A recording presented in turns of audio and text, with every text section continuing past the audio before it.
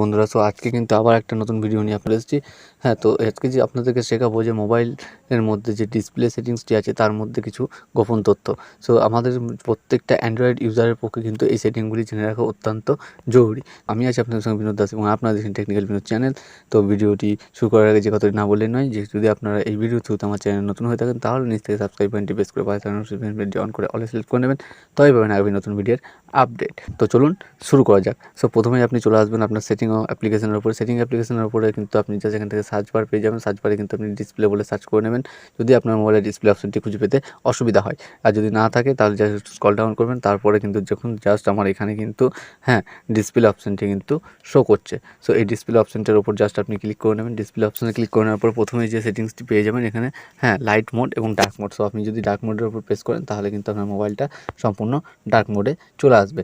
তারপরে যে সেটিংসটি আছে সেখানে ব্রাইটনেস লেভেল। সো ব্রাইটনেস লেভেলের উপর যদি আপনি ক্লিক করেন তাহলে কিন্তু এখান থেকে আপনি ব্রাইটনেসটা কমানো এবং বাড়াতে পারবেন এবং কমা বাড়া করতে কিন্তু পারবেন। যখন খুশি কিন্তু আপনি ব্রাইটনেসটাকে বাড়াতে পারেন এবং কিন্তু আপনি কমিয়েও নিতে পারেন। সো আমি জাস্ট এখানে মিডিয়াম রেখে দিচ্ছি, তারপর ব্যাক করে চলে আসছি। ব্যাক করে আসার পরে 3 নম্বর যে অপশানটি পাবেন সেটা হচ্ছে রিডিং মোড।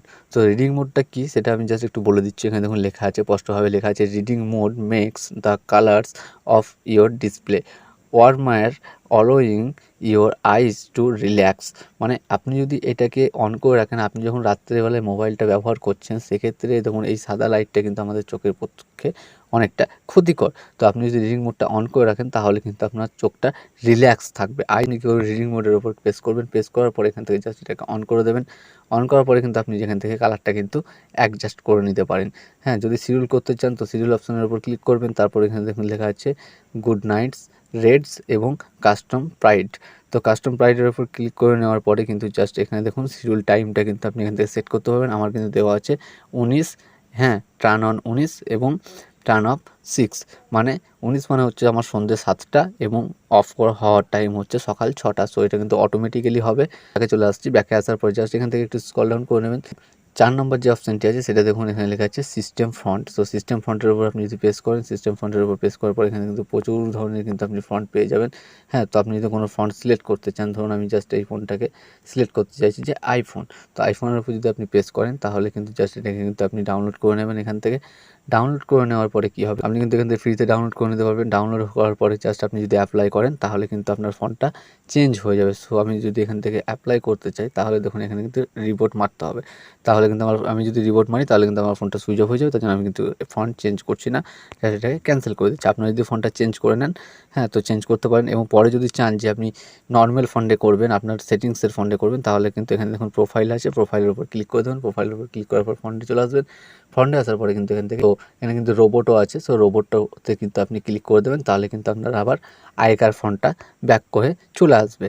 তো জাস্ট এখান থেকে আবার ব্যাক করে নিচ্ছি। ব্যাক করে নেওয়ার পরে 5 নম্বর যে সেটিংসটি আছে সেটা হচ্ছে টেক্সট সাইজ। সো টেক্সট সাইজের উপর আপনি যদি প্রেস করেন তাহলে কিন্তু আপনি এখান থেকে টেক্সটের সাইজটা কিন্তু আপনি এখান থেকে বাড়াতে পারবেন।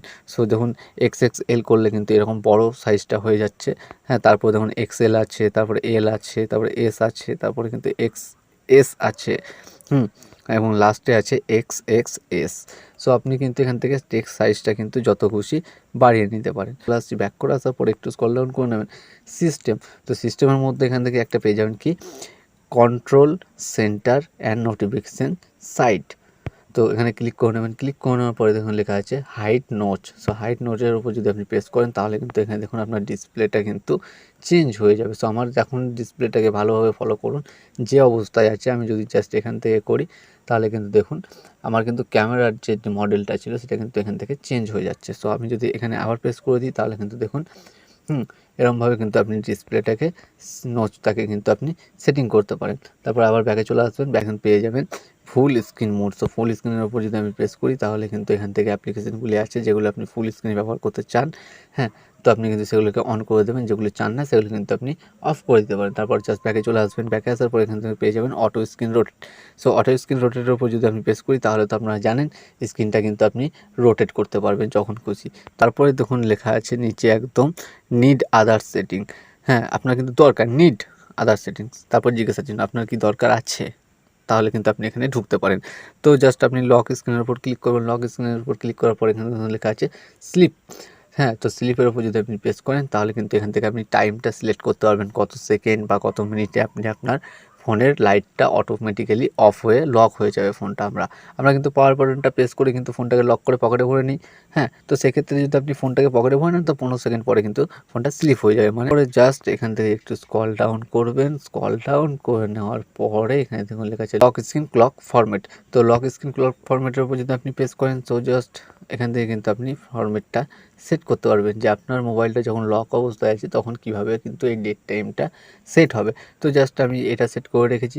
হ্যাঁ, তারপর জাস্ট এখান থেকে ব্যাক করে চলে আসবো। ব্যাক করে আসার পরে সম্পূর্ণ ব্যাক হয়ে চলে আসবেন। ব্যাকে চলে আসার পরে এখানে লেখা আছে ফুল স্ক্রিন ডিসপ্লে। তো ফুল স্ক্রিন ডিসপ্লের উপর যদি আপনি প্রেস করেন, হ্যাঁ, তো আমার দেখুন এখানে কিন্তু বাটনগুলো শো করছে, ব্যাক বাটন, হোম বাটন এবং হ্যাঁ রিসেন্ট বাটন।